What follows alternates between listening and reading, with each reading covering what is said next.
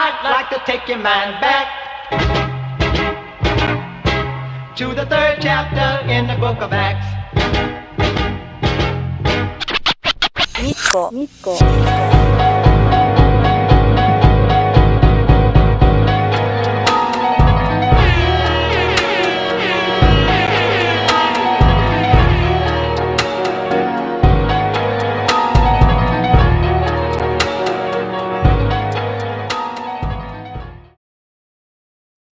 Hello. This is Yan Yan Bigelow. This is Big Strand Vader. This is the Big Boss Monong. This is the Dim Sum Don. This is Cassius Claypot Rice. This is Yamcha Real Smooth Now. This is Sam Wu Guevara. This is the Chow Main Event. This is Doc. Welcome to State of Wrestling. I'm gonna start this off with this. Auntie, you fought as hard as you did. I love you. We love you. Thank you for being here. Thank you for being like a glue for this family. This has been really hard. But thank you for the love. I know I've only been a part of your family for the last 7 years, but you made me feel like you're always there. So thank you so much, Auntie. But yeah, guys, welcome to the huge, big, mega review show that we're doing for the week. I have with me here the other three stooges. I got the Curly to my Larry. What's up, Arturo? Hey, not much, man. And of course, the Shemp to close out this trio. What's up, BJ? Thanks for having me on, Larry. And sorry, Ann did a great job, man. You said I give a wonderful family, and I know how close she was with you. And you said she was like a second mom, but you're a great dude, and I think that's reflected in her. And looking forward to talking wrestling with you guys tonight. Yeah, she was. Funny you say second mom. So she's what my wife calls Guma. So Guma in Cantonese, translated as second mom. She was the Daiguma. So Daiguma is actually second mom, second big sister. So yeah. So I always we had great Thanksgivings, great Christmases with her. They always, the prognosis on her, they told her like she only had couple weeks. She ended up lasting 2 years. Fuck, that's amazing. Fuck what you said. Yeah. She was supposed to every time. She's like our friend Jay Fowler. She was always kicking out at 2:29. Yeah, every time every time we thought we were gonna say goodbye, she would pop out and say "No, I'm good." Just great woman. Great. Her children, love them. They're my cousins now. My nieces and nephews, her grandchildren, great kids. Just have all your family there surround you. All the cousins, everybody was there, just surrounding her with the love. And I know a lot of people they're not really religious, but you sort of you have the chaplain in the room there, and then you have the prayer given, and you just kind of feel everybody just trying to give her the energy, right? And you just cry. You cry because you feel the love. You feel, I don't know, a lot of people aren't. I know a lot of people aren't religious, but I kind of am, and you feel the light of the Lord's light there in that room with us. It's just something. So I'm thankful my brothers are here with me today to as I kind of try to de-stress from all that, and I'm really thankful for I'm there for my wife, because this is it's just rough. But let's talk a little bit about wrestling. So this week has been kind of crazy with wrestling. We saw the Fairway to Hell, which was an interesting that's as close as they've gotten to a Club La Vila Nitro as it's ever been. I thought that was pretty cool looking. Oh yeah. I think ultimately having these fun, different venues and having fun kind of building around TV. I think again, I think the interesting bit with AEW is that they haven't figured out That was the thing that we call it. It's like, yeah, TV is going forward. Figuring out how to make it interesting and different is kind of the key for them. And kudos to them for like not trying to copy WWE, not doing the whole super good things. Actually going out and doing fun, different things. They look cool, right? That's kind of that fun. You want the energy, but also you want to do things that Absolutely. And, AEW has a couple of new champions, couple of retaining champions. From Wrestling Dontaku, we have Takeshita defending the world television title. We have Andrade El Idolo finally being belted up. I guess New Japan won that race, Arturo, as he has won the global title. Yeah, we were talking about. We thought that he was going to win the IWGP and like yeah. They ended up flipping that out with the also with the game. It's a question as to whether or not they're gonna. I don't think they're gonna belt Suzy back. And I know he's the next guy up, but to me it doesn't. I mean, I could be reading the room wrong, but I still feel that if you're gonna put the belt back on Suzy, you want to kind of make it a big thing. So like, I think they're probably gonna like push off on that. And I also kind of think that like there's some money that built into Chase a little bit. Do you see him as that? You think that's probably the impending Wrestle Kingdom match? Whoever's title, hold the title by then, is taking on Suji for the big belt. Yeah, I think this has been my feeling from the go, is that he's gonna win the G1 and he's gonna win Wrestle Kingdom, and he's gonna get his big crowning moment of the name, which he didn't get last. That's been my feel. Kind of a very gated. I'm going to say this prediction right here because this is my prediction. I don't think anybody else said it. I think Will Ospreay is going to be IWGP champion this year. I said it. Hey, Dan, I said that too. Or I mean, maybe that could happen. I think that he's going to take the belt from Callum Newman. I'm not sure if that's going to be from Forbidden Door, but if I was going to run a big match for Forbidden Door, Ospreay versus Newman is the match. Yeah. So the problem is if you do that, then okay, what are you doing as your main role? You could still do. You can have Champ Ospreay.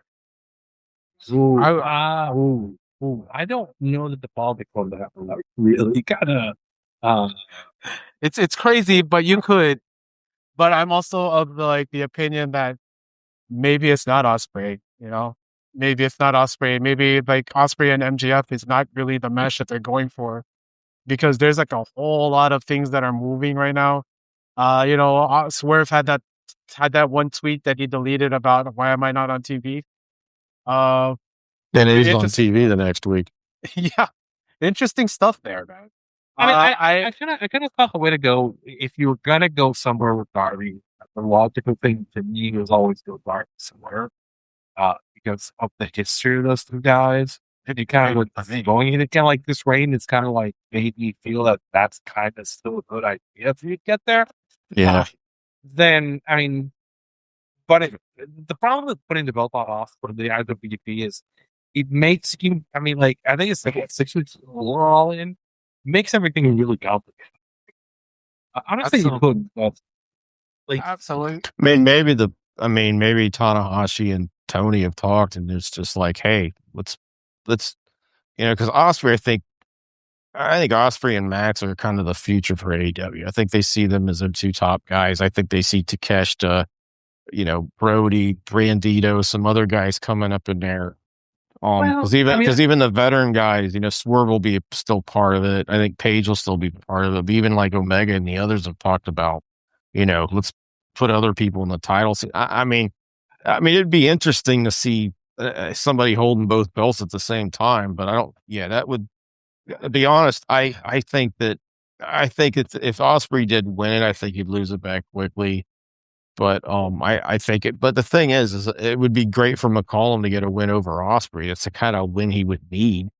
I mean, the other you would need that win to be in Japan, though, man. You need that one to be in Japan. Yeah, I mean that's what it has to be. That's the thing. The thing about the Forbidden Door is it really in New Japan show? No, if you look at the poster, they put a lot of CMLL people on there.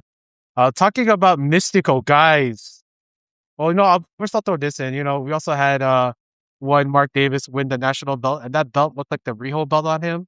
Like I was saying, like for so long that belt's been like their de facto cruiserweight title, and then when you put it on Mark Davis, it just looks so tiny. Well, think it's designed off the old it's designed off the old NWA television title, even with the red strap that like Tully Blanchard, Dusty Rhodes, Ron Garvin, not So Ron when he was Garvin, saying, but all those guys held, and that was like kind of that's what that belt looks like. It's a tribute to that. So yeah. it's not going to look like a modern belt on him. I didn't say they should take the leftover NJ shirts that they fat attitude, and like basically have it say fat attitude. Hey, I'm that'd be sorry, great. what happened to those shirts? I But thought yeah, it was a good match. I mean, the way they're keeping this, Jungle Boy Ricochet thing going, I like it. Also you got Ricochet in there with Jericho. This makes sense because now you get, Anarchy in the Arena. I think They're they're gonna setting get that like up. a 7-man or 10-man because holy crap, there's so They brought many in, moving parts in here. yeah, because Jungle Boy brought in the entire Elite, and then on top of that, that leaves what 2 extra spots for, Ricochet squad and the Don Callis group, I think, and um, so I mean, I think they got something planned for this a little different. They may bring Jericho. Can Jericho figure into that? Yeah, Jericho's with the Elite. They're with the Elite, Hurt Syndicate, and the Elite Hurt Syndicate with Jericho and Jungle Boy, and then you have those are the baby faces, and on the heel side, I think it's obviously the Demand and Don Callis, and then I'm not sure if they get anybody else involved. I don't know if they'll get the Death Riders. I was so that match with Pac and Darby where they went across the whole golf course. Imagine taking a German suplex into a sand trap. That was funny. That That was such a blast. dude, Like that people first were bump, tweeting about it. People were like, I mean, people were tweeting like crazy about it. And it just, Arturo said this before the show started about how they just are doing a great job of this was probably the closest that you get to a Nitro Club atmosphere from when they did the spring break shows. And um it was it was just a great match because I think you just let the guys go out, figure out ways to use their imagination. They had, they even had some fans down there on the green, like they would be if you're at an actual green, or fall, they had the as they're cameraman following the dressed going. up. Yeah, it was just fun, it's like a fairway to hell. I mean, golfers were tweeting about it. It's just, I, this Derby reign has just been fun. I I also don't think, love how Darby like won with a low blow on the title and a belt shot.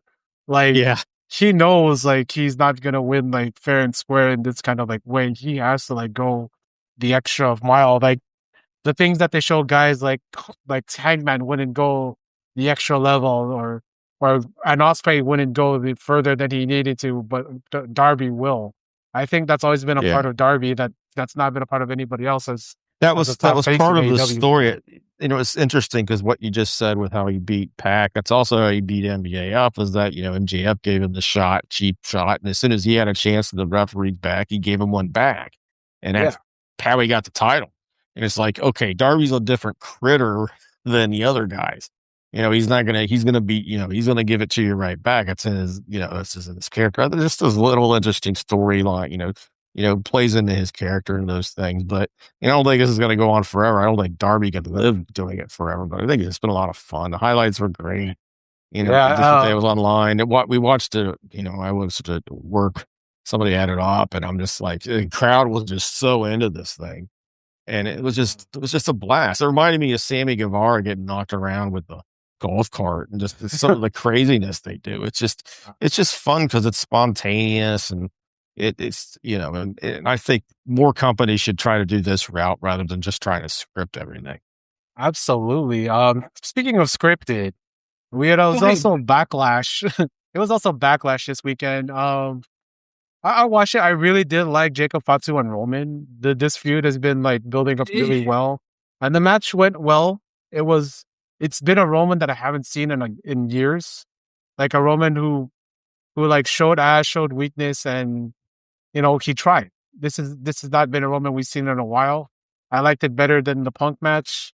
The other matches that were there, Did we get? By the way, did we get? Have we gotten any numbers from ESPN on Backlash? No, we have not.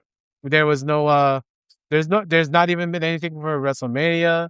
That's a Nothing good for. reminder. I'm going to go on there and look on their Twitter, see if there's been anything. They Paramount did put out numbers, or this gave By the out way, some did hints regarding We did. Or I know, UFC. I know you and I talked about the numbers. But how we talked about those numbers here? That article with like ESPN not being sold by Disney, and how. Remind me, Doc. Did we talk about that? Yeah, we talked about like the new CEO Amaro. Yeah. He decided at the last minute not to go forth with spinning off ESPN. But Not. He the- said basically, be careful. He said not yet. Right. I think not yet. Yeah, he said that he's kicking it down like 6 to 9 months where they're at, and like going from there. Which So basically, you're saying that like he said this in like April. He's saying, "Hey, let's get a year of this WWE deal before I cut it." yeah, Shouldn't say pretty that. I much. shouldn't say that. Oh, hey man. Like we saw Seth Rollins almost blow his knee out. That was Yeah, I said that the Discords were calling him World Ospreys. Yeah, I think we- that's pretty to that. uh But yeah, John Cena introduced the John Cena title, which is you know me, I love Dragon Gate. It reminds me of the old Warrior Gate where the loser wins the belt, because in this tournament you don't win the match and win. You win the match via fan vote. So, well, supposedly they backtracked a little bit on that, so it's like the whole Travel Tuesday thing. But like, I don't know if they're necessarily going to do this. They don't know what the hell they do. They needed something else. They probably like checked that thing, and like I've seen it come out and say that. also Asuka and Io here's Sky had a pretty good match where Asuka seemingly retired. So, do you think that she got the pay cut? I mean, I think Asuka made like. Here's the thing: she can go back and have a retirement show and make some money if she wants to. I don't know if she's gonna stay in. They should want to keep her in and like have her train people, but I don't know if they're gonna do that. Hey, it's not like she's Tamina Snuka who has a job. Like, We were saying something, BJ. I mean, I just was follow up with you guys said, but you kind of said what I was thinking. I just I'm looking back at the ESPNR PNR app. It's like the last Backlash mentions were like before about 5 o'clock the day of the pay per view where they were promoting it. They haven't put anything else out on it since. yeah, they were kind of pushing Jacob. Jacob was on like their mock shows. I saw him on things. Yeah. I'll tell you what, I think Jacob's their guy. I think if you want to build somebody that's hot, I'm not saying he's the guy you put the belt on right now. I think maybe Obafemi's closer to that. But I think he's the guy you start running, because I think you imagine Obafemi and Jacob Fatu in main events. I mean, that's gonna be some dream. I think Jacob has more of Jacob's more better in interviews. Jacob's better kind of like selling promo and as a whole kind of wrestler too. I think Oba still needs a little bit more work. I don't know if they're gonna like take and make him the face of the company because of his history. That's the whole thing. I did want to mention something, which is like there was a rumor kind of floating around that like the whole reason the Cena announcement was around that Club WWE thing. And that Club WWE thing might be the rumor is that like WWE's got like copyright strike happy, right? Like all those aggregators on Twitter are gone. So long. Because I think they got a copyright strike struck to death, and what the rumor might be is that they did trying the WWE thing as a way to bring all that like content in the house. Essentially, get a cut on it. Like, we'll give you access, but we need like editorial and like control, right? Which is like a really, really risky thing to do, because you're such a thing out free PR that you're doing. You're putting that, and that may have been the announcement Cena was going to do, but then once it started getting out, people started like, "Oh my god, what?" That may have been why they pivoted to whatever the hell that tournament thing is, right? Again, I want guys. I want to be clear, like, because I don't want to be aggravated. This is me. If I wanted to be aggravated, we call it her in the air. I'm going to say that this is me speculating. So please do not aggravate. Hey Arturo. We heard one Dana White on Breakfast Club sort of fuck up the deal of, fighters, they don't, baseball players, if they don't make it, they probably have second jobs too. About fighter pay, man. We also had him talk about, you guys in media haven't done shit. Who are you? You haven't done shit because TKO wants to control the media. Right. It seems to be a two-pronged attack. The whole thing is they want to essentially like basically paywall the access for the media and like essentially like control who's putting out what. And I think that like that's been a rumor in the story, but they have been copyright striking a lot of the people who share clips, which is free PR, and they have been kind of like clamping down on people who post videos for shows, right? And this is really tricky because essentially, like, I'm at the show and I'm posting it. Like, why are you copyright striking me? Like, that's very, like, lame, essentially, right? You're going to get into a situation where people are going to be scared to share your stuff, and if people are scared to share your stuff, then how are people being like, I mean, turning yourself into a closed ecosystem is a very risky move. Or I mean, as I think we were discovering, but I mean, apparently they seem to not discover that. Absolutely. But Arturo, one company that's not doing that? CMLL. Have you guys gone on social media and just seen Mistico everywhere wearing his BTS jacket? We have, the guys from BTS wearing Lucha masks, being on Informa, doing all this media. They're doing their concert. They're doing Stone Cold Stunners to each other. We have them talking about having like E-Feds pretending to be Rey Mysterio and Eddie Guerrero. Of course, there's also that old clip of them saying they love John Cena and they did the John Cena theme, like beatboxed it. Guys, who has had a better PR weekend than CMLL and Mistico? Oh, by the way, you know what they're doing? You know what they're doing this Friday, right? What's up? They got Natalia Jimenez coming in to sing Me Muero. Oh my God. She's walking Mystical. So Natalia Jimenez is the pop star who did the Bueno video with Mistico, so they're bringing her in, which is smart by her because Mystico's all over with BTS guys. It's like she's coming in, it's gonna get that Mystical and like that. You don't know like how much my nieces and my cousins and my wife loves BTS, right? Because I showed her that, and then she went crazy. She was like, "Oh, I gotta find out who this guy is," and then all that. And it's just been a fun weekend of like, "Oh, hey, like, look at these guys love Lucha." They're gonna bring her in. You know what they're throwing in for all those fans who are coming in to hear the this thing? There's a great match in this car. You'll love it. Blue Panther versus Rolas is a match. Come on. Now, Blue Panther is having a year in 2026 at 63 years old. Dude, versus the match. Think about it. Solar. That's 100 years of experience. It's more than 100 years of experience in there. Because, the Blue Panther Ultimo Guerrero match was excellent. And then the Solar versus Selhua match from a couple of weeks back, that was so good. And by the way, this card is really interesting because there's two AEW talents on this card only.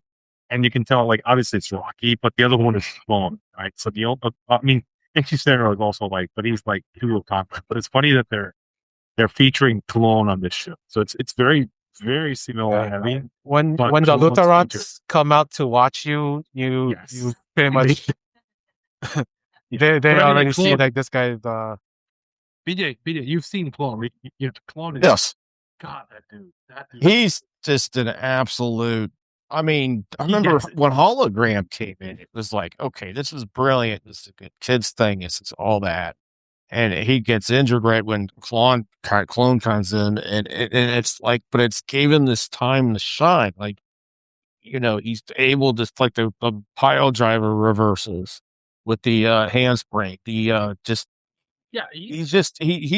probably the most gifted luchador I've seen. Yeah, he's in a while. He is very different in the style and like how he works. And I've gotten to the point where like I essentially, if they do a math versus math match, a hologram needs to lose, right? Yeah, like he needs to go over because like God, folks. Well, he did something that was like a go to sleep out of a power ball. I don't know. Last match I watched him, it was him and it was just on Mistico? Dynamite. Yes, and that was a shoot. I can't even remember the name. You know, Clone. It might have been Clone Jungle has- Boy. It was Jungle Boy, and You're gonna love this neighbor- comparison. Clone is the modern day Psychosis. Yeah, I mean, he works. He's different, right? And you see it. And I honestly, I think he's better than Psychosis. he's every. I think that's a good comparison, but you throw in like he mixes. He's almost got that nasty Jay White heelish offense to him. He's bigger and he's kind of like presents like a little like stronger. Whereas like Psychosis is not a guy who I don't know, but yeah, he's a guy that.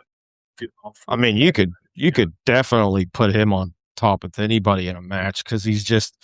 What's impressive is that this is really hard to do, very hard to do. Which is he can do the high. You know, most of the time you take a high flyer and you make him heel. You got to quit letting him fly because you can't. You got to have him quit doing the big moves. But he's able to do big moves that are just so nasty and heelish that it doesn't affect his offense at all.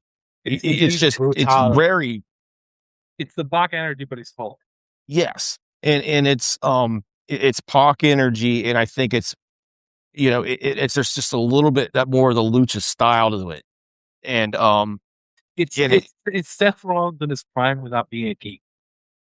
I mean, yeah, you could say that, Yeah. but I just think Klon is just hard to describe. It's almost like a heel Rey Mysterio, Yes, or a heel, or like take a heel.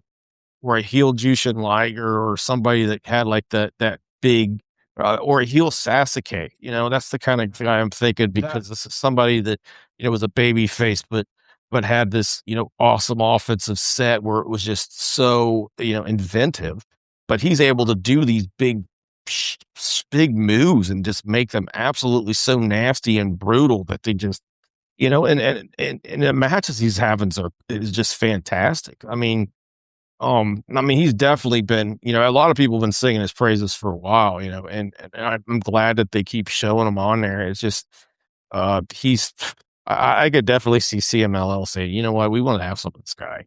I think I think him and Mistico would tear the Arena Mexico down.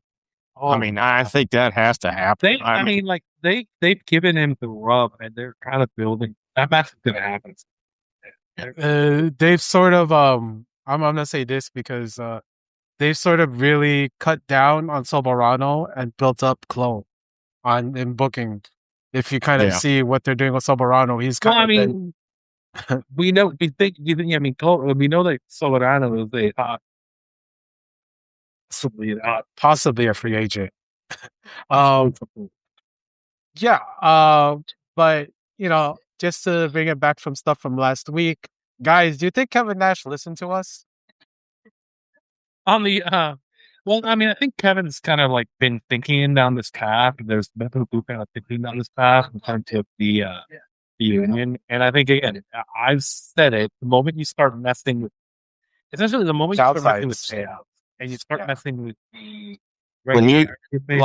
when you mess with the guaranteed money, that was what you said, and that's what is causing this kind of reverberation in response to this. And yeah, because if you got a mortgage, you made a plan, or you bought a car, or you did something, and you see this, and you see these guys, the executive making this huge amount of money that has nothing to do with that.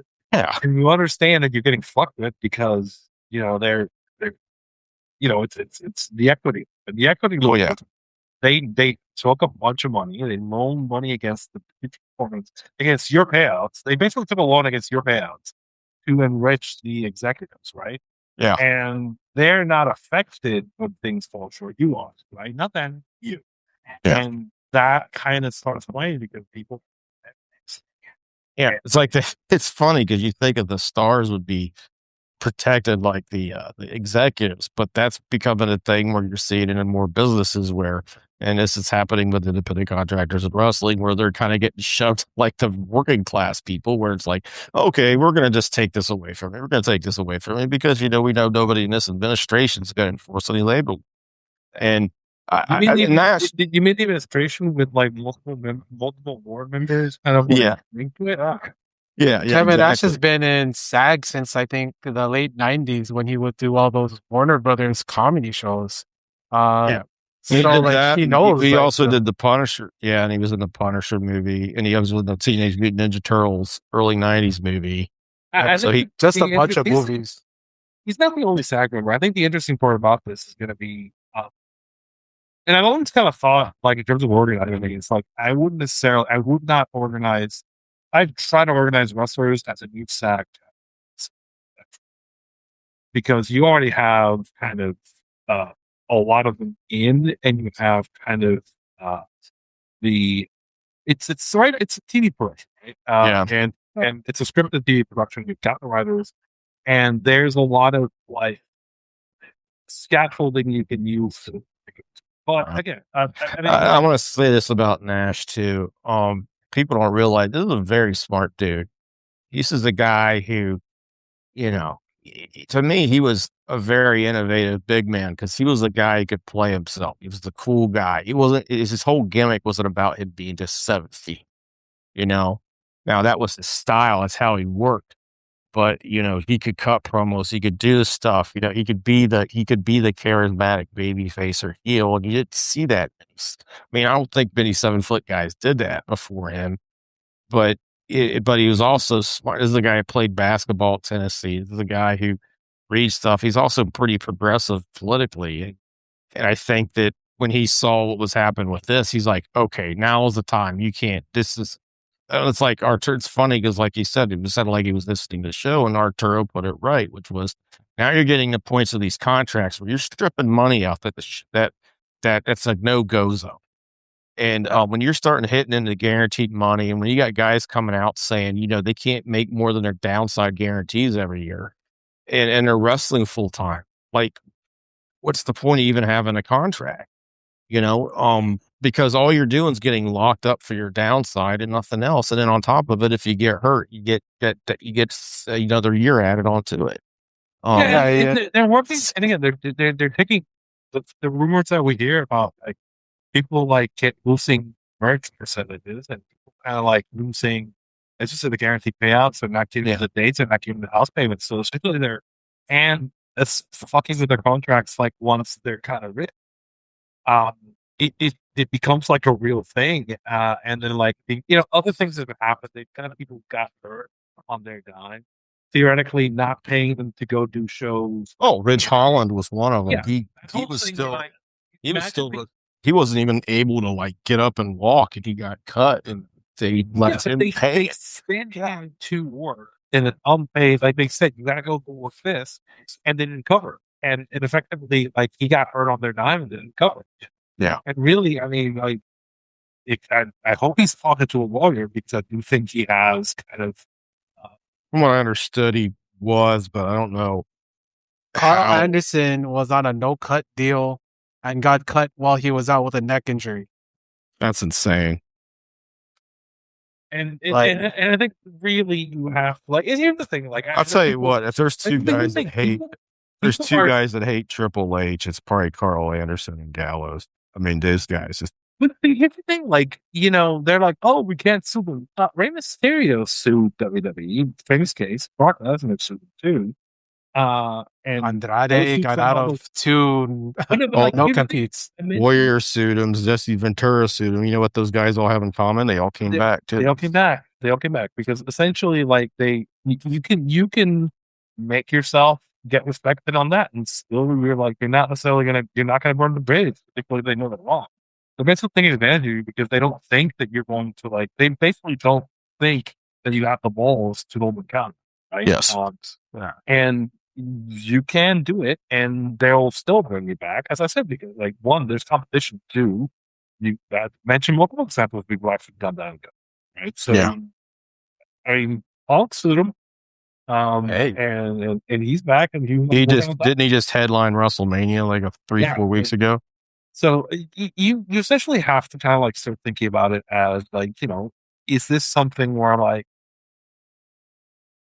I signed a contract. I would do something, and they basically negotiated in bad faith for 3 months. And go ahead and do that because again, the track record of TKO getting sued is kind of a little bit like Time Warner used to be, where like WCW, people kind of joke that you sue WCW, knew you were going to win, right?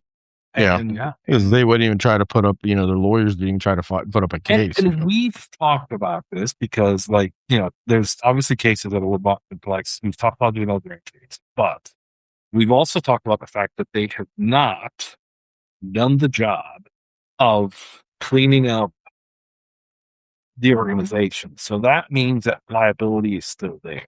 Yeah. So again, I think, it's not a bad idea to talk to some lawyers because lawyers would probably want to talk to you if you're a wrestler and you feel like some of the stuff. Just again, I mean, this is some of the So stuff. just well, one thing, the big surprise at Backlash, we talked about it in a second, but is Asuka. She, she did the big hug and embrace and goodbye, and it was kind of came out of nowhere. And it comes out from Dave Meltzer on the podcast the next day that she's semi-retired. It looks like maybe she's going back to Japan. Who knows what she's doing? I mean, she's been in the States for about 10 years. She's also 44. I mean, that's probably not a deal that's probably not where she decided, hey, I mean, it is the timing of it makes you think they were probably not happy with her contract. They wanted to change it. The thing Makes is, you think of the New Day, you're man. starting to see. I tell you what, if you get hell of a, remember WrestlePalooza in '97? That was what Paul Heyman said was his favorite booking job of all time, and it's ended with Tommy Dreamer finally beating Raven, and lights go out. Then Lawler's in the ring, RVD's in the ring, Sabu's in the ring. They're beating the crap out of them. Then then they start bringing everybody down. I'm like, you could really do an angle like that with all these WWE stuff. I mean, big time guys that like these are people that like AEW's audience would love to see there. This isn't like bringing in Rusev.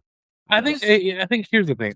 I've been on record that like I don't think I think honestly AEW should focus on their own kind of deal, unless it's somebody who's been massively over it. I think the New Day is something like that. I think Asuka is somebody. Yeah, you can bring her in, or like the other one that was like, we didn't mention that kind of like putting up the Trevor Lawrence. If she wants to come in, obviously she's gonna get like the right to do that. So people who were like noticing. I mean, you're talking about one of the great tag teams, one that can really work still, and then you got Asuka and Bailey, who were probably maybe the two best workers in the promotion at one point. You could still go.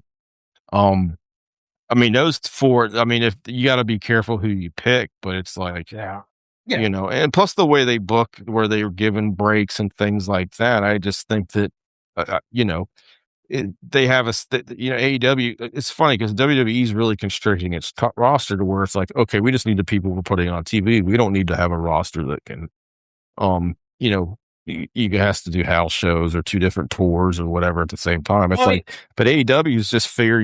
We can also use this as a way to like let people, get the big surprise of having their stars coming back. I mean, I think again, it has to be something where you could kind of like, it needs to be someone who has been. I mean, I think it's just off the tap, like or the hurts, or like it's somebody who I believe it's off the needs about a little bit, and somebody who like really, really over. And I think again, Ciampa. Oh yeah, I think the New Day was at one point arguably the biggest star on that roster. I think same thing. And I think also with somebody you can kind of like get really good matches out of, and there's a lot of upside for it. And you can put some really cool guys. They've never really captured Bailey's full potential since she came to the main roster. A lot of it's because they completely screwed up. They had no idea what to do with her gimmick from NXT that she got from Dusty. And, the hugger thing. And it's just like they had no idea. They didn't know how to use it. And basically, she was the ultimate underdog. They didn't know how to build her. They just humiliated her. Then they did the same thing to Nikki Ash Nikki Cross. It's just they don't know how to book a non-sexual they don't actually like. I was literally joking that we're not joking, but serious. Mariah May filmed Storm feud. It was like maybe the first big main event feud for women that passes with the child test. But the child test, for people who don't know, it's like, yeah, these two women, they're not talking about a dude. It's not about like a boyfriend. Like it's not like when they do like the lifting around Dominic. Like, That's exactly what I was going to say. Is like Rhea Ripley was probably the biggest star in the company at that point, and the most over. She was leading the most popular leading the first female stable leader in WWE, and yet she ends up in a feud because of the focus on Dominic Mysterio. And if you think about it, you with Bailey and Sasha. Also, again, Jennifer Pepperman, who is someone I want to give her props to. Jennifer Pepperman, you can see her fingerprints doing that stuff with WWE. She did NXT, she did in SmackDown, and they have these angles which are like stories about for workers and wrestlers, not about the boyfriend, not about lesbian fun, not about like any of the sort of weirdness. Yeah. Then really that the thing that made that Tony Storm Mariah May feud so great was that it's about them. And I think the issue with Bailey is that like they didn't know how to book just a woman like they would book about baby, right? And then they also done that, but like they don't want to like let it be like that. It has to be always about some sort of like veiled shot at like the latest lawsuit that WWE is facing, right? Yeah. There's so much I could say about that right now, but I'm not going to do it. Yeah.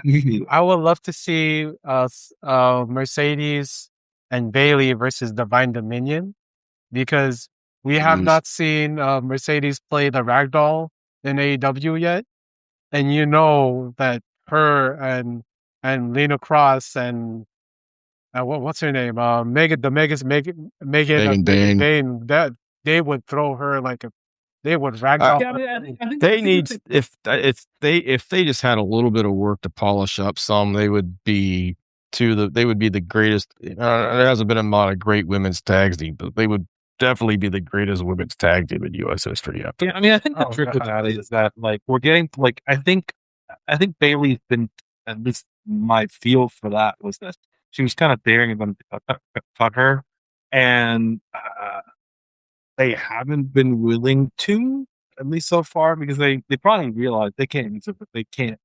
Apparently, her contract's coming up. I've had someone tell me that wasn't off the record, but it was something they thought.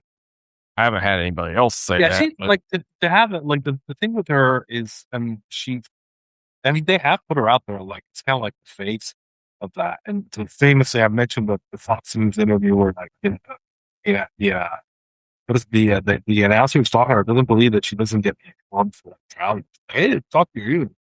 And wasn't that Becky? Yeah. No, that was both of them. Becky did that on a different ESPN show. Right. And then but you can't find that Becky interview anywhere. The thing with her is like Bailey's always has like her injuries made it so that like her contact kept getting stretched and stretched and stretched. Yeah.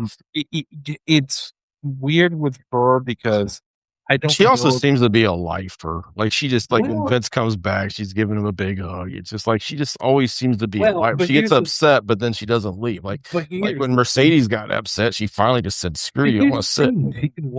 She can walk into main events and paychecks and like a prime spot.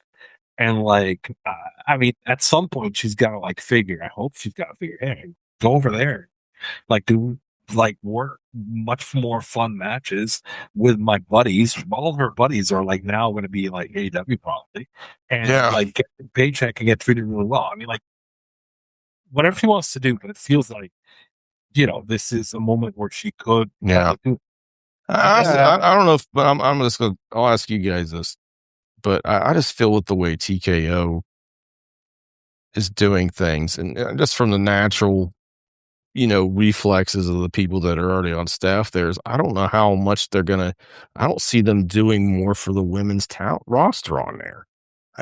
Absolutely not. I mean, it's just like, AEW's had problems here and there, but it's like when, but they've also really helped let them push the envelope, let them do what they. The thing I find interesting, it gets me, is I've had people say, well, you see AEW women do sexual stuff all the time because you had the Marinette Shirakawa ripping, Harley's Okay. shirt off last week. And I'm like, but the difference is they're coming up with that and they're making those decisions. And it's usually Tony Khan having to go to them and asking Tony Storm or Mariah May to tone it down because they're getting, they don't want to get in trouble with the TBS. It's like Tony's writing those promos. She's not writing them, but she's coming up with them, with some friends. But that's the characters they're coming up with. It's like, it's the reason why it works is because it's natural. They're doing it on their own. They're doing it to Like, be they're natural. They're not doing it they're not to- being forced to read off the Yeah, grant complaint and pretend it's a wrestling script. Yeah, Oh, it's, yeah. it's them God. like in RJ City and Peppermint and what mentioned again, which is just not getting. And Jen Peppermint is not getting enough credit. Like, here's the thing with No. her. Like, again, I recognize her segments, right? And because I've been watching her stuff since NXT and I've been watching stuff on Instac now, and I can tell now, again, obviously, the stuff around Mercedes, but once you get familiar with her style of segment, you can recognize it when you see it. And you go, oh, yeah, that's definitely. Like, if you're watching, like, her coming in was really important. And it wasn't just, she came in with Mercedes, but it also, to understand how, I'll just tell you something, but BJ Whitmer at the time was doing a lot of work with the women on the roster. She was the one senior producer that was working with a lot of the young. He worked a lot with Chris Statlander. He helped produce a lot of their matches, and he was a natural at producing. Obviously, he lost his job, and they never had anybody that filled in, and the other producers kind of maybe didn't let them kind of control things, or they didn't really have the confidence to let them cut loose like they have, or build to their strengths. But I think Peppermint coming in gave them that back.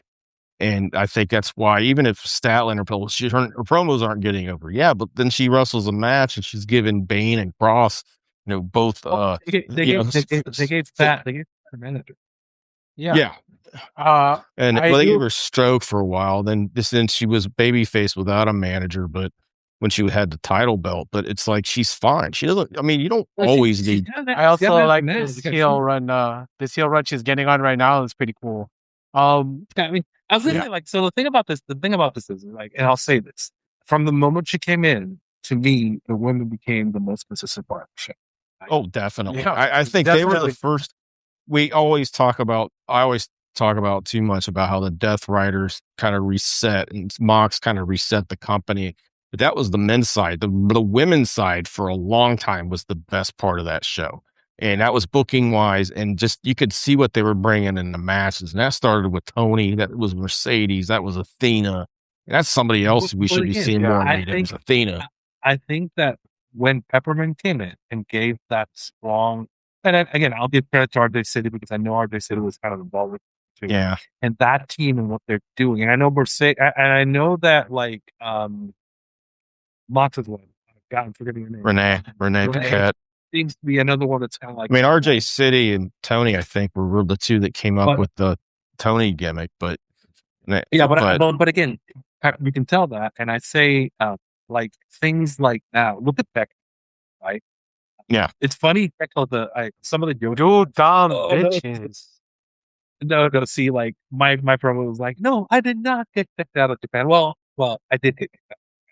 And she just, again, it's such a good character. It's such a build. She's so good. It's fun. It's funny because I even non-kayfabe, I know guys like, I can't stand her talking. I can't stand this. And then she just goes out there and she's like, I'm like, you guys are getting work. You don't even know it.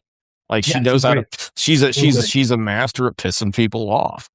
And see, it's just like, to me, it's like, because, like, the thing about it, like, I know the Jersey, I'm like, oh, she's not the greatest. I'm like, dude, she doesn't need to be the greatest. She had the look, she had the language skills, she had the charisma. You bring that in, and she's a good enough worker to pull it off. But it's also not like she's middle. She's it's also like it's also like she's not like good worker. She's like a very good worker. She may Yeah, not be she- Mercedes. She may not be Mercedes, Tony, or Statlander. She's not or Van Damme. Vina, She's not but Van it's like Damme. but she Okay. can hang with them. You know, that's just Yeah. her. That's and you know that works. That's the kind of thing with Sky Blue and Julia Hart too. Is they find ways to work even with the bigger women. They find things that work. Like them sneaking out, like the blood and guts match to me was probably maybe for the last this century was the best book, best cage match I've seen, just because of how everything in it meant something and everything was different. And those women really just killed it. And I think back to how they got Sky Blue and Julia Hart to sneak out of the cage through the I can't even say the metal pieces they had set up. And I'm like, how in the heck would you even think to even look at this or try to figure this out? I mean, it's just very imaginative. Peppermint probably had a lot to help with that. I mean, so does probably some of the other producers, but I mean, just the women really there, you know, and this is why I hate it when they're not getting as much TV time, is because those women in AEW just put so much out there and they kick so much ass. And it's just, you know, they earn it. And it's just, to me, like you said, they were the best thing on that show for a very, very long time. They carried it for the people that were long time viewers. Cause I know there was a long time where I wasn't happy with the show. I think that the point is also, and I say this, and people get mad at me when I say this, but there was not the talent to put together a good women's division in front of it. Oh, hell no. There was. And it's well, WWE did a great job of cornering the market. Like a lot of the women that were at the first All In, like you know, like a Chelsea Green ended up signing there. You know, they like almost all the women at that show ended up in WWE or NXT. Jordan Grace ended up in TNA, and then they matched the deal. And then I think you know, Tessa Blanchard by then, you know, pissed off the entire industry. And then hey, she could show up on an AEW show theoretically. yeah, she's a CMLL contracted talent there, BJ. Yeah, I mean, she could. I will say. I mean, well, the Ronda fights what next week coming up. Yeah. So she has said that we'll she wants to do more with Marina and the Death Riders, because we did see her come out for that AEW show. You know, one of the biggest stories last week that it popped up right after I posted the show. So I did get my friend Corey to record that intro where he did like a little tribute to one billionaire Ted Turner. Oh, I almost caught myself there. Of course, Ted Turner, entrepreneur, the guy who innovated cable TV, owner of the Braves, owner of the Atlanta Hawks. Thank you for El Gigante. Just absolutely. I'm gonna tell the man who saved the Looney Tunes. Yeah. I'm gonna tell the Del Gigante story. Like the kind of guy Ted Turner was, he drafted Jose Gonzalez from Argentina for the Austin Sixers. Jose came in and blew out his knee, right? But Turner liked him, and he said, "You know what, buddy? I'm going to make you a wrestler." And he put him on TV, and that's amazing. I won the contract. And Turner was, I mean, again, I'm full disclosure. I wrote a long form piece on his case for the Hall of Fame. I've been advocating for Turner. Yeah. We almost got him in last year, except for, you know, Brian Alvarez had to come in at the last minute and like bury Turner, so he wouldn't get in the Hall. So thank you, Brian, for keeping that out. Before he died. Well, just keep in mind, these are the same voters that for 20 years thought Sting shouldn't be in there. Yeah, but like, okay, but like, and again, I think that like, there's, if you didn't think that Ted Turner was all of fame, I think Dave came out and had this insanely great obituary. He also kind of talked about how like, he's the second most important person in the history of wrestling outside of Vince in the last 50 years, which I think is kind of key. I think you had Sting come out, and a lot of people kind of like come out and explain how that is. And the thing with Ted's the guy who, people don't know this, but he came up with cable basically like out of single. And the thing that was kind of love wrestling. He loved the kind of adult, non-Northeastern style that like is the thing that I like to watch, right? And I think that people don't understand that without Ted, right, He's the guy who pushed like wrestling back into the national one, made it more like the Super Saiyans took it out in the 70s. The one who put wrestling back in national TV after 20 years. When Vince tried to kind of take over at 84, he basically made sure that like he gave contact to 3 promotions on TV and put them on rather than like just roll over so that like Vince could win. Yeah. He basically made sure that we had something that was just cartoon wrestling, which is kind of what WWE does, and like a more stylistic and more adult style. And he kept pushing and kept doing it. And in essence, he kept putting it on TV to the point where like we tried to put it back on TV after Vince bought it. Right? That's an interesting thing that Meltzer had in his obit, was that he talked to Jim Barnett like shortly before Barnett died about, because I guess because of the sale to WWE for WCW, he was bound by a non-compete. He tried to buy it back from Vince too. Really? That's another thing. I didn't know that. Was that in the bio? Was that in the obit? That's in the obit. Like, I think he mentioned it in Twitter, but like the point being that like, he was a guy who he understood the value of it. He understood the importance of it. And that was one reason why, I mean, AEW exists because of that. And I think they saw the hole that it left in their programming. Well, and I think they actually bid on SmackDown before AEW came around. They lost to Fox. People don't understand that, like, without Vince, the only national wrestling. So in the 70s, it would have been WWE was on the MSG network, and basically it was coming out as premium cable, like to very limited. So we wouldn't have had any, like, without Ted putting it on a superstation, we wouldn't have had any wrestling on like national TV. Yeah, like and then when again we would have just had WWE, which is again WWE, particularly in the '84, was more kind of again like the more kiddie kind of like friendly, not the more adult kind of stuff that you see now, which is more common. And I think the other part also is that funny, when Vince did the Source expansion, he failed. He put it on the expansion, it failed, and Crockett buys the slot back from Vince, right? And the money, that's the money they use for WrestleMania. So like it's all kind of connected. Take that out, and like there is this is what I think. It doesn't exist in the US in the way that no. See, people, they also don't get that when cable first started, there was only 18, 19, 20 channels. Most of the time, that was your local channels, HBO, ESPN, and TBS, and maybe WGN. Like, and then it was Ted Turner. Like, I mean, he understood the power of it and what was going to happen. No, BJ, no, he literally came up with the idea of getting the satellite space, and like he's the one who like came up with the innovation with the scanner, right? It was like the 2 big innovations were that, and then like they were doing Power Song, and then like HBO started doing it in Paris. So it's like them and HBO were the kind of like the pioneers taking cable like that, right? I got a question for you, man. You know, people really loved our Wrestling Observer News Hall of Fame 2025 series, right? You heard that. I heard that. I think what we're gonna do this year is we're definitely gonna do an episode on Ted Turner, and I cannot wait for us to really, really get into Ted and the lore.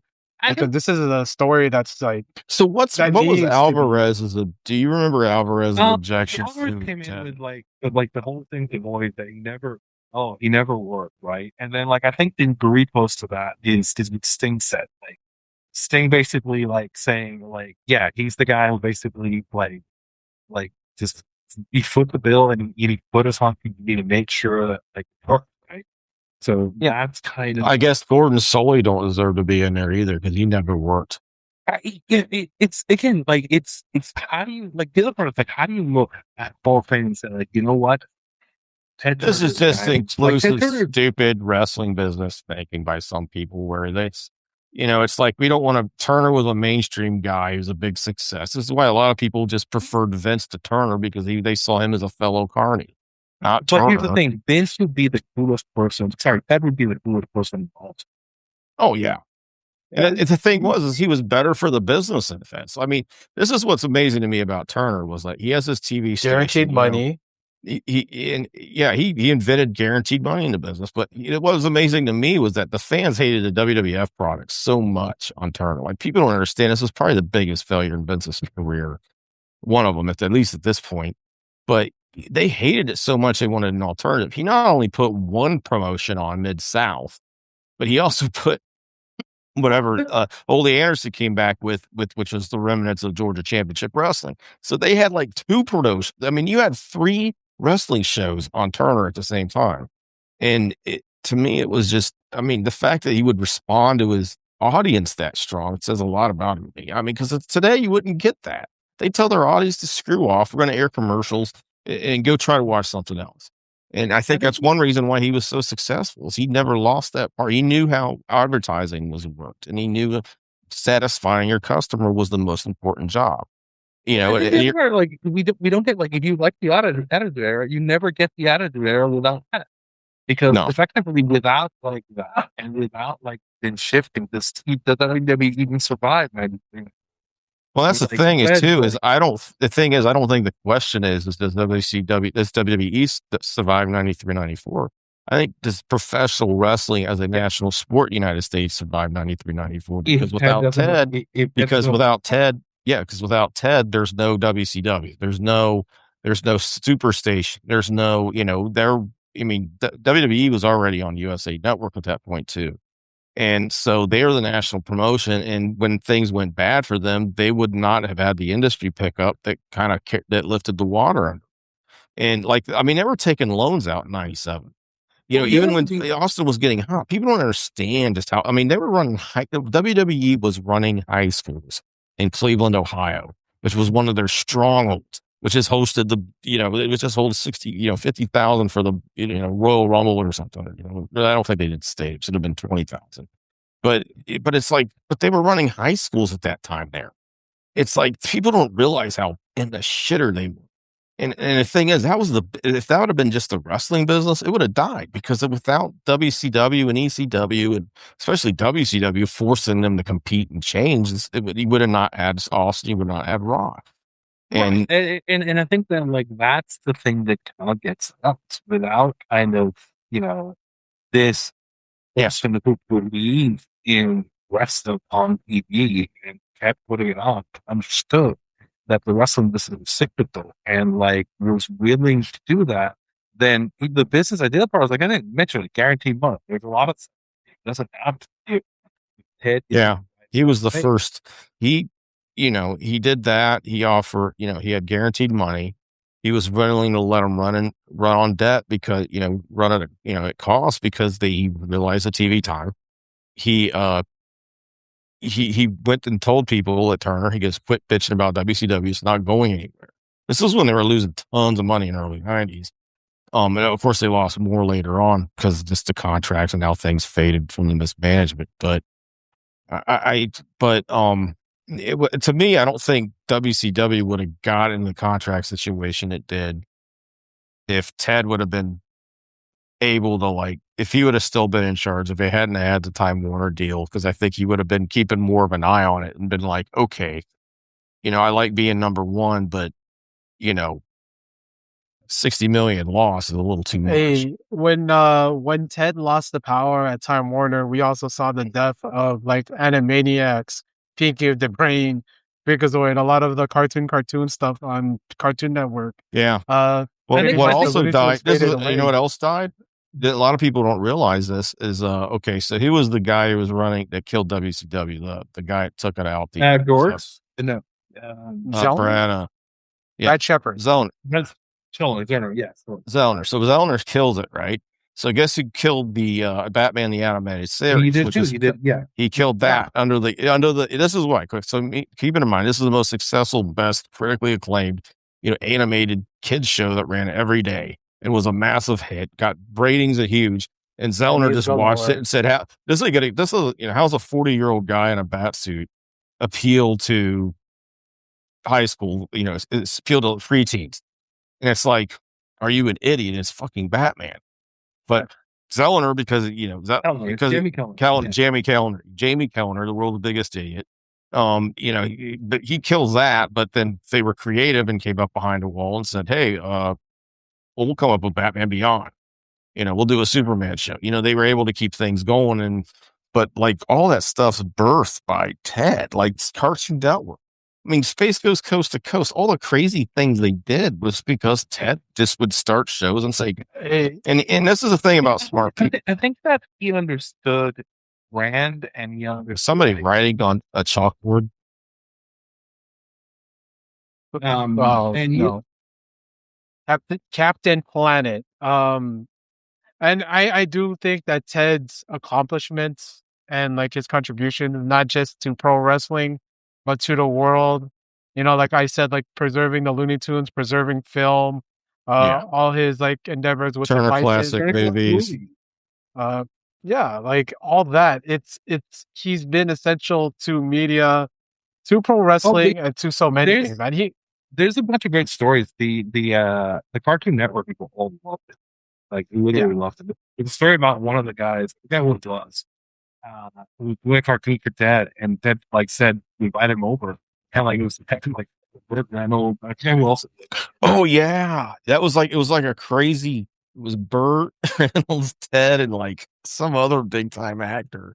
It is just somebody just wanted to thank Ted for, like, allowing them to come over to do their cartoon that they hadn't even debuted, and then Ted, like, introduced them to all the people there, and He's like, hey, make a cartoon for me. And, it's like, just...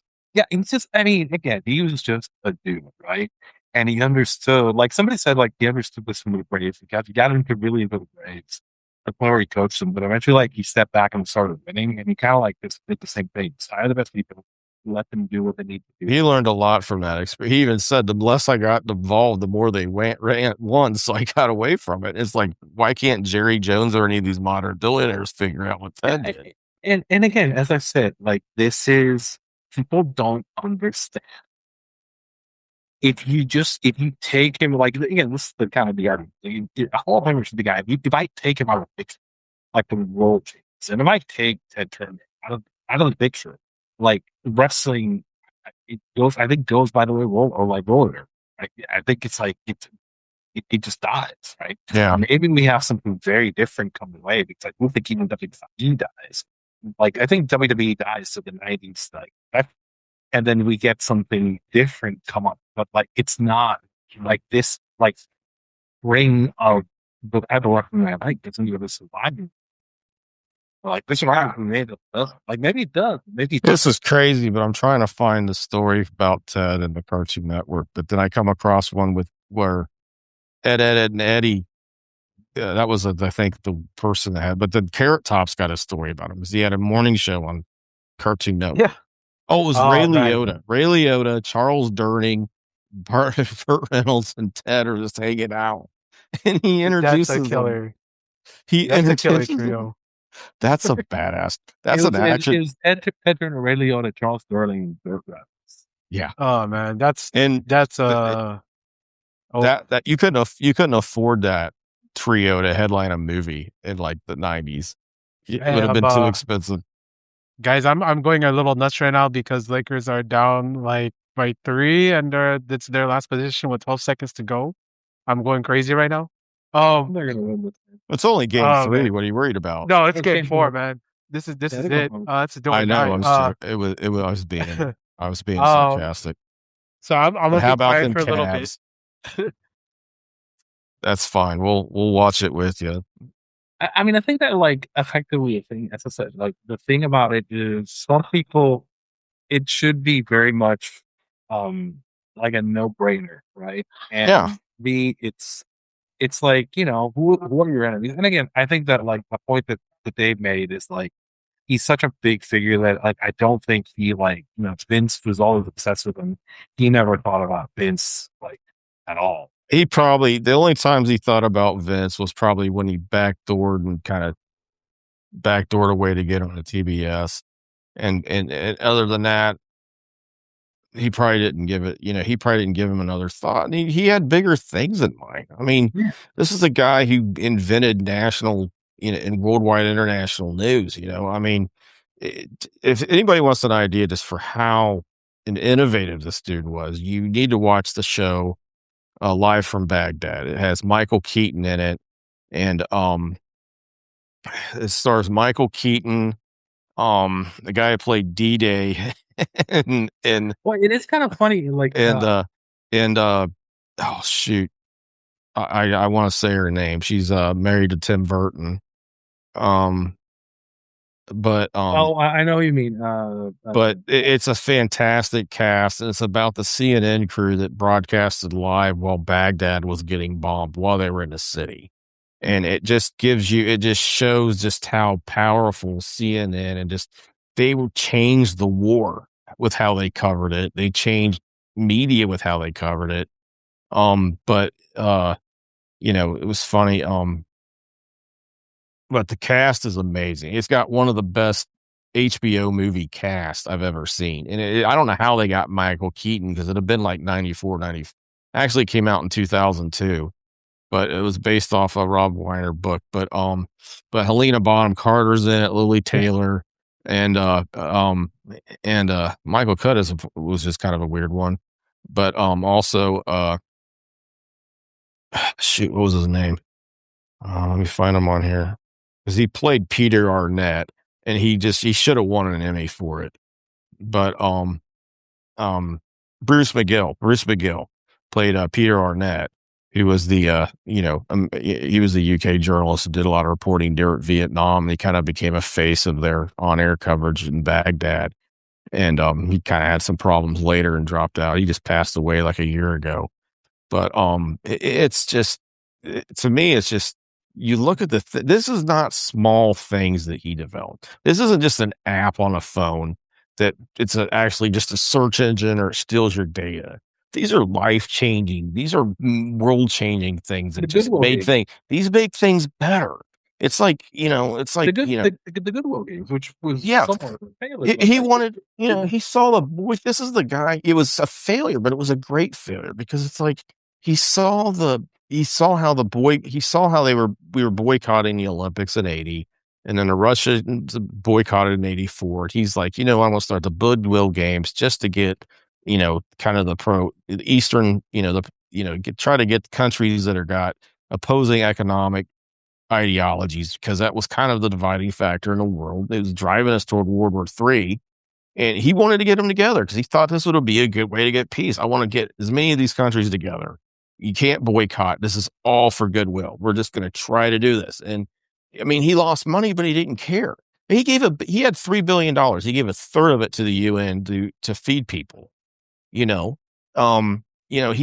funny because I just saw a story a day or two ago that Trump's his administration's policies are kind of like, really bad for the bison population out west, but that bison population's back because of Ted. Yeah. Ted. Yeah. And it's, it's one of those kind of, like, to me, it like boggles my mind, because we're going to argue about it. Guys, like, my Lakers. Goodbye. Brother, I told you. I know. I'm going to take a guess that Austin Reeves had something to do with the end of it. Oh, God, yeah. So they got that last foul on SGA. SGA made those last two.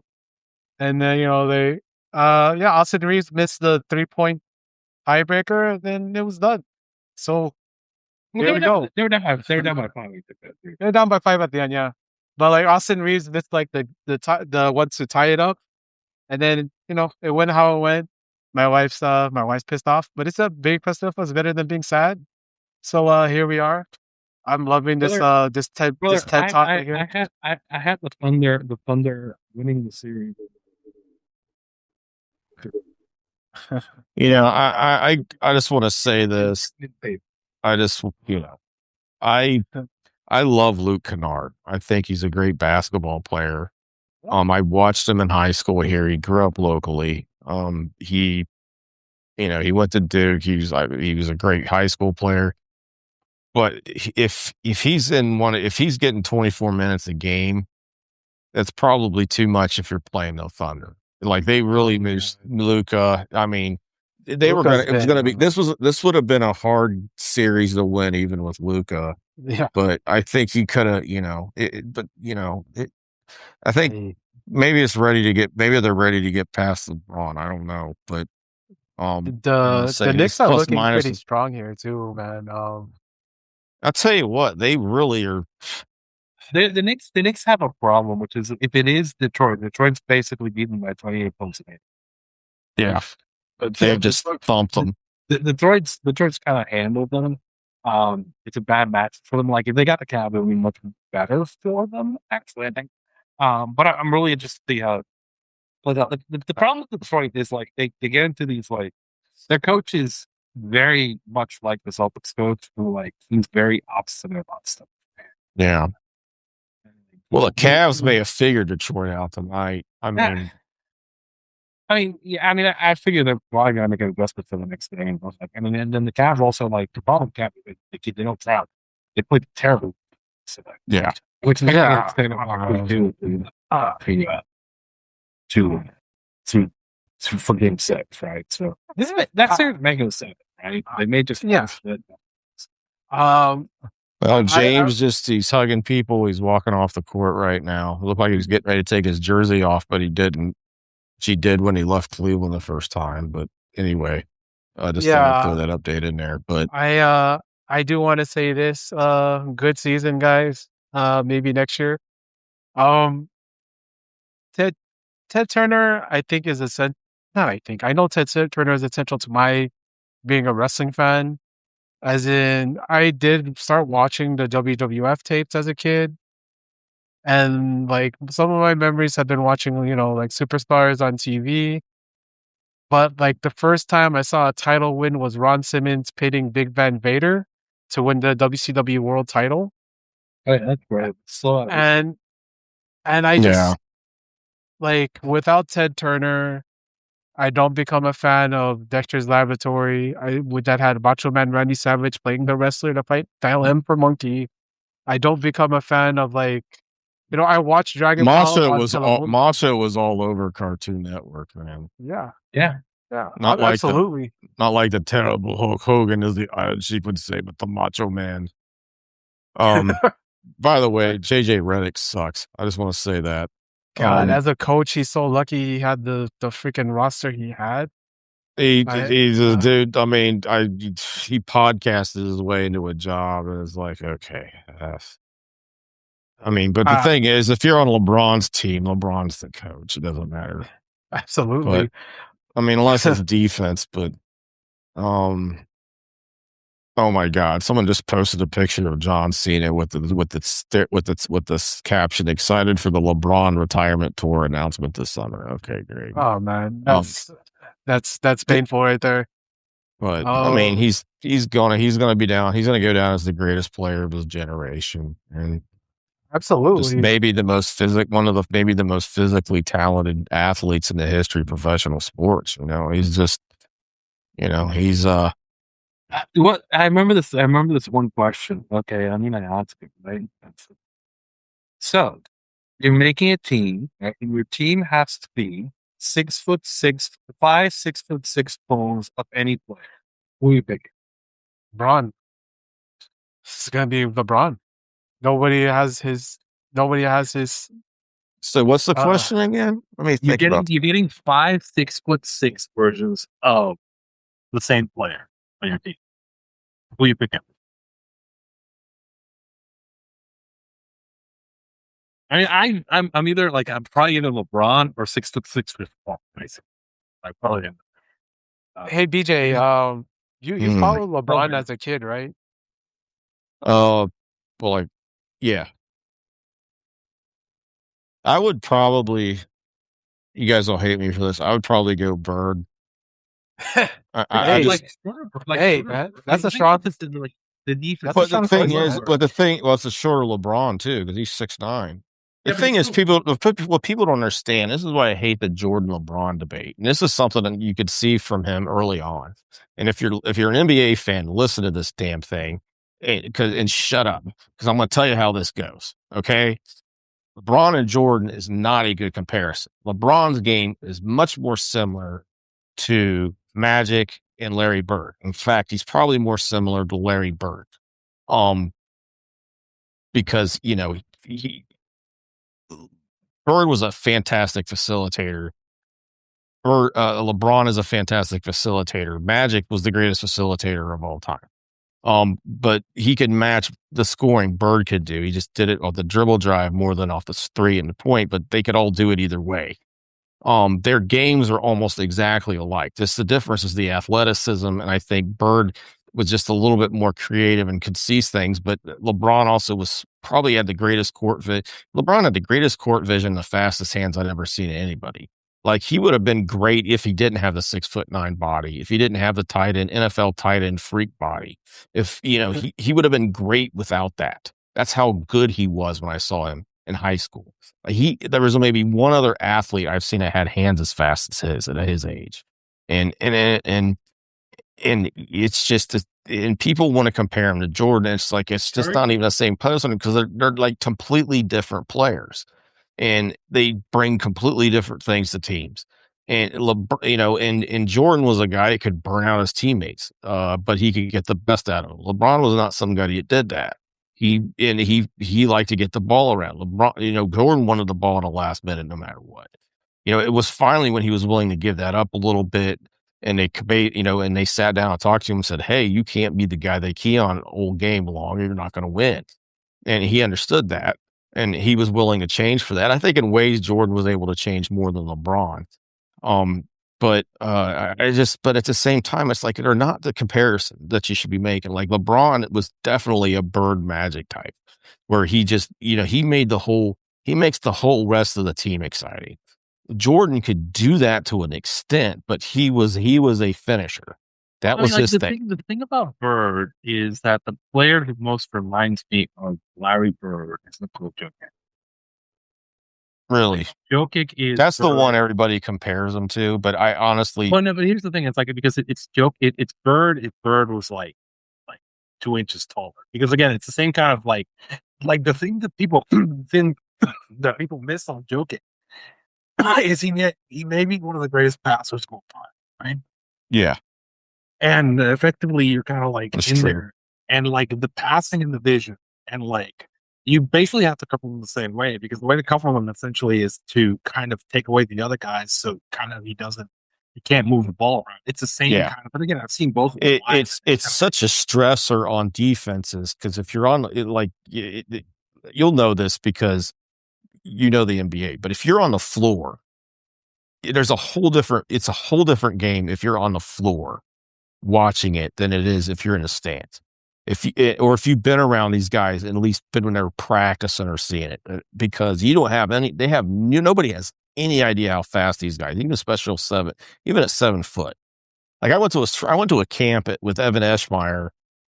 He was teaching some local kids, because he went to a local high school here before he went to Northwestern. He was with the Mavericks at the time, but he was like the 12th, 13th man on the roster. But he was 7 foot tall, and he had 55 knee surgeries, but he was still the quickest human being I've ever seen. And it's like, now add 10 times to that, and that's what you're getting with those two players. And you're not only it's such a stressor, because not only that, you have to make sure your passing lanes are shut down, and you also have to have it in the back of their head that you're going to have to maybe slip, and you have to do help, because he's still going to find ways to get people the ball, even if you got everything covered. Right. It's the thing with both Bird and Jokic is that ability to just make this pass motion or move the ball around in a way that you're like, how'd that ball get from there to there, right? I will say, like, on that, I think Joker's more similar to Bird, but I think if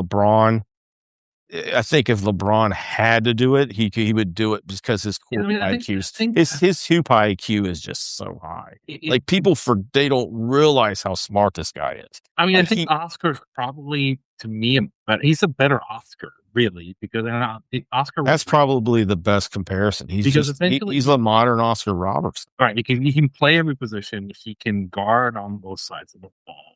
Yeah, and he has kind of like the thing, and to me, like, the thing that makes him better than, like, we've gotten into this often, but it's cool. But like, the thing that makes him better than Jordan, and I argue that that's what Jordan did not have the range that LeBron does, he built into this game in terms of. And I think Jordan would have to adjust his game to the modern game, because he would need to stretch out to get at the three. Whereas like LeBron basically like built that. The moment he built that into his game is the greatest seasons he has, when he like built that range in. Yeah, Let's do that. He was But I It's a think little that bit like that too, but like we don't have the film on. Well, we know that there's this companies like this, like assist leader, and like take each other. You don't think about it because of the free throw, but you use like a decent free throw, like actual field goal. yeah. And I think Jordan could. I mean, Jordan built in a fadeaway as he got older. well, I mean, like Cody play ended up, people and hate. LeBron kind of built in his stuff as he got older too. But I think You know, Jordan, if he the had most to, was, the most Jordan player offensively that we have is Tony SGA. And people Yeah. hate this, but like, yeah, I mean, like he just like that's the thing, is to be a finisher. That was his job. If you think that Michael Jordan would flop like Kenny Omega, you don't know Michael Jordan. Michael Jordan would flop so hard. Like basically, like we'd be giving him like 7 stars every match, every like he'd be like doing like he'd be slapping his leg. Well, people like to believe the hagiography of the Last Dance, because it's a very great. But I mean, but Jordan even said this himself. It's like, it feels like he made every shot, but people forget. I mean, for years they thought he was just a scorer. Then he was a guy that couldn't win. He couldn't win the big one. He couldn't get past. He couldn't even win the East. He and this happened with Elway too, and other guys, and in sports. But Jordan, when he got Pippen, that was a big difference. And then they got Bill Cartwright, and they had to give up Oakley. But Jordan to me is probably the best I've seen. But the thing is like, to me though, he's like, he took Dr. J's game and added a similar defensive pressure, a similar defensive star to it. And Dr. J was a great defensive player, but Jordan may have been an even better defensive player than he was an offensive player.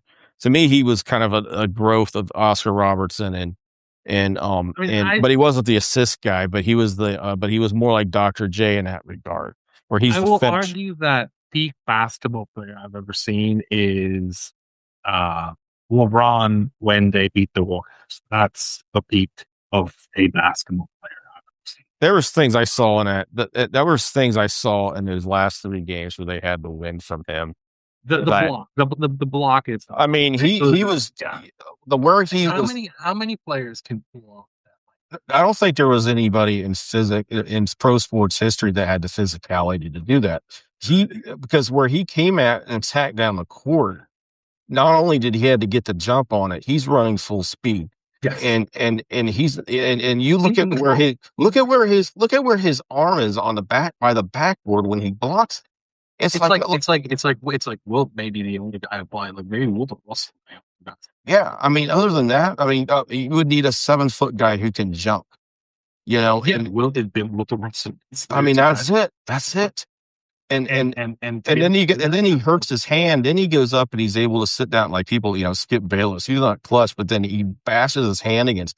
He was going to die if he couldn't win that series. He was going to die to win that. He wanted to win that series. Like he was going to make everything right. And like then he bashes his hand, goes and makes the free throws. And it's like that's the most clutch thing I'd ever seen. I mean, they had a lot of clutch moments to get to there, but Mike Brown also was probably the most under.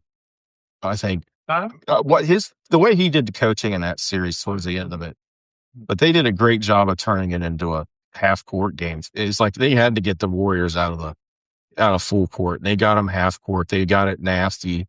And Kyrie was able to, I mean, Kevin Love, I mean, they had some freak stuff. Like Kevin Love getting locked on Stephen Curry there in the one play was kind of amazing. I mean, I'm kind of going on a spill here, but it's just, I think you're right. I think you look at everything that LeBron did in that series and he was a facilitator, those guys were able to make those plays because he got the ball around.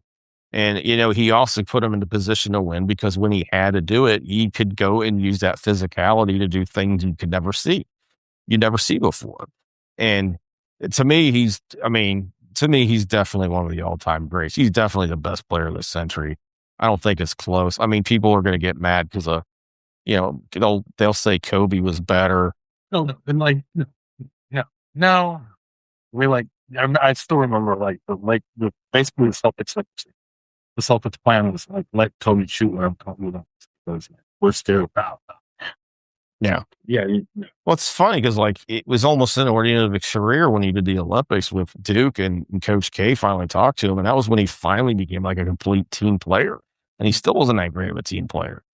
And, I mean, I need to like walk away for a bit, but I'll leave you two guys. all right.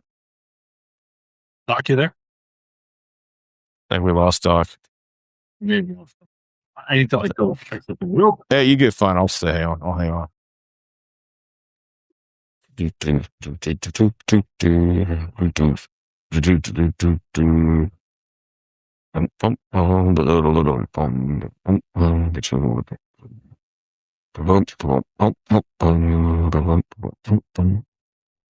Hello. You are listening to the recordings of I don't know. For all you pro wrestling fans. I'm looking at an interview between Robert Gibson and Les Thatcher just popped up on my Facebook feed. I did not expect that. Also looking here. Oh, John Bernfold, Punisher special now officially out on TV, I think. Yeah. I want to thank you guys for coming on this. I guess this will be the State of Wrestling / Big Mega Review show that I'm doing this week. Yeah, 'Cause I don't think Arturo I'll had to be, walk away, but I just wanted to let you know. Yeah. He said he'd be right back, but yeah. But like this is something that's just impromptu. Again, I didn't expect to be doing this today, but Yeah. I got the rest of the week. I'm praying for you guys, and Yeah, I'm sorry absolutely. for your wife. Obviously, just want you guys. I just don't want you to think that. I'm not thinking of you. Oh. I know how some people get, but just hang in there, man. But just I've been through I lost an aunt who's similar to me just a year and a half ago. Yeah. And she had kidney cancer, and then 8 days after she died, I found out that my brother had kidney cancer. But just it's just you carry those things with you, and she'll always be there. And we've especially since COVID, we've lost a lot of people. But this is I just want you, it's okay. I just want you to know, man. Just if it's okay to grieve, it's okay to be sad. yeah. And it's okay to feel you feel, man. And I just know that a lot of dudes they've never heard that. And I didn't hear it till a couple of years ago. So I wish someone would have told me a lot earlier. But, yeah, man, I really do appreciate that. you're a great dude, man. And I'm sure your whole family's just proud as fuck of you, man. You're just a super nice dude. You're very hardworking, incredibly talented at everything you do. But just, yeah, I appreciate that, BJ. I really do. This is, as I get my dog. Hold on.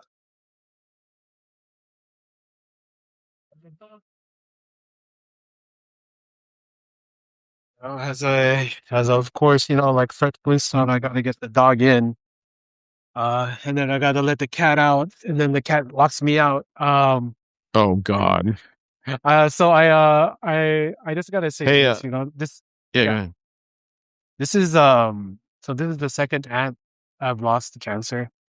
After a year, because like my little brother, I call him my little brother. He's my little cousin, but he didn't have brothers growing up. But I'm his big brother. Lost his mom last year to breast cancer, and Damn. and then this year we lost my wife's aunt to pancreatic cancer. And Jeez. I always say this, just to come on for like a little bit of a health thing.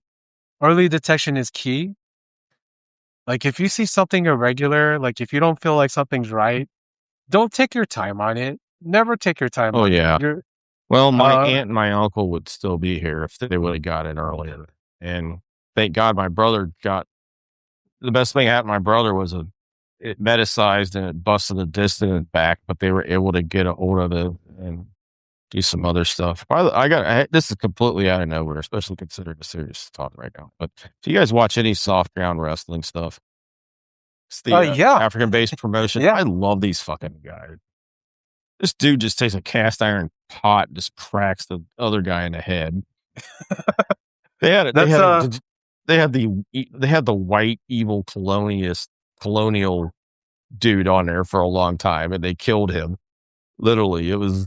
I guess Will Ospreay and Cody Rhodes put a bunch of money together to help them get a ring, but they don't always use it because the soft ground doing it in the mud's been really popular online. you got Man, this dude they got real belts now too. That's cool as hell, man.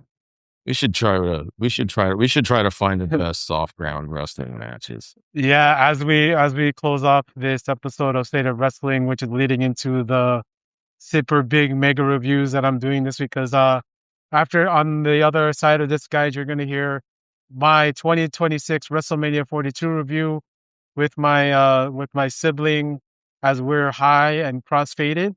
So that's something. You're gonna hear that. That should be one for the record books.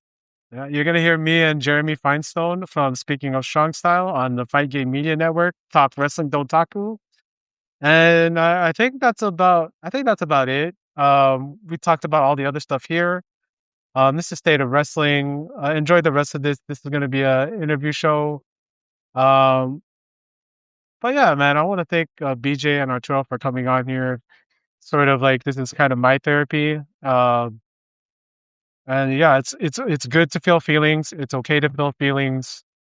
It's all right to feel grief because that's just the natural order of things. I said this on somewhere, but tell everybody you love that you love them. Tell tell everybody you don't like that you care, that you care anyways, and tell everybody that's in your life that it's always going to get better, but just reach out. And my hand is touching your hand, and I'm saying hard times don't last, but good people always do. And hold your loved ones close, and please enjoy the rest of this show. BJ, you can read all of the stuff at bbethel.subset.com. You can follow him on X. Oh, thank you. Oh, yeah, I'm doing your things for you. You can follow him at bbethel tweets on X or Twitter. But what else you got there, BJ? Yeah, yeah, thanks for saying it, Larry. But yeah, I have a non-wrestling story out this week that I hope everyone will tune in for. And yeah, just keep listening to Larry. And if you haven't, follow American Numbers at Twitter. That would happen to be Arturo's Twitter account. I think he's kind of shy about it, but if you want to read some insane number stuff, whether it's in the politics or NBA, wow, just he's got. I mean, it's very eye-opening. He's kind of ahead of the curve by a lot.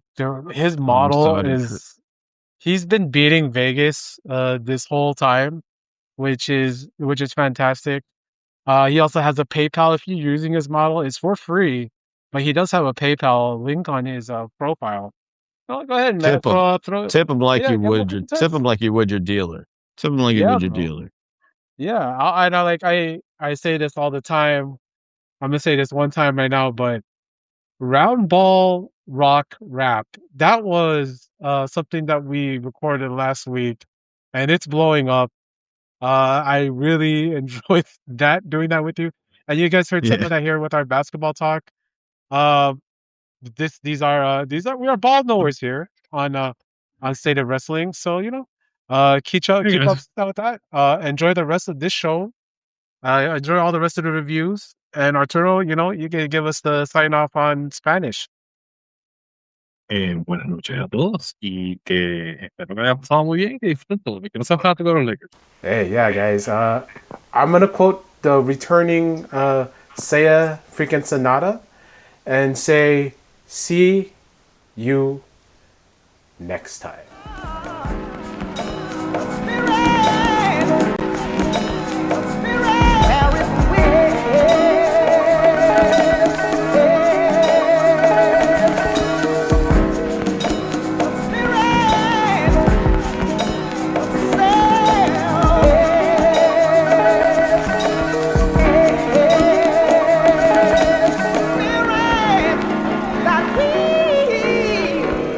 the children.